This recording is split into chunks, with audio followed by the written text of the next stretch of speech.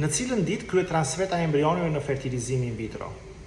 Transferta e embrioneve është faza e fundit e një cikli IVF, i cili siç e dim fillon me një stimulim hormonal të vezoreve, aspirimin e ovociteve dhe fekundimin, bashkimin e tyre me spermatozoidet e partnerit në laborator. Më pas, embrionet që do të formohen do të ruhen në laborator nga 3 deri në 5 ditë, kohë në të cilën ne do të monitorizojmë mënyrën se si ata po rriten dhe si po zhvillohen. Kështu në ditën e 3 të jetës, embrionet zakonisht kanë nga 6 deri në 12 qeliza, ndërkohë që në ditën e 5, në stadin e blastokistit, embrionet zakonisht kanë nga 100 deri në 150 qeliza. Zgjedhja e ditës për transfer të embrioneve nuk është e njëjtë për të gjitha pacientët.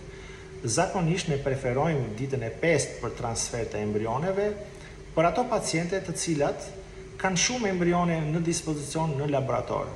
Kjo për të lehtësuar dhe mënyrën se si do bëjmë ne seleksionin e embrioneve për transfer.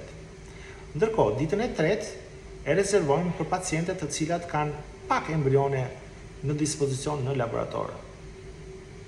Megjithatë, diferenca midis ditës së 3 dhe ditës së 5 praktikisht nuk ka shumë rëndësi, pasi potenciali biologjik dhe gjenetik i një embrioni është i paracaktuar që në gjenezë, pra që në ditën 0, që në momentin e fertilizimit. Nëse një embrion kalon nga dita e 3, në të 4, në të 5, kjo nuk e bën atë më të mirë apo më të keq. Nëse një embrion është i mirë që në fillim. Nëse një embrion është me cilësi jo të mirë, ai është i tillë që në fillim.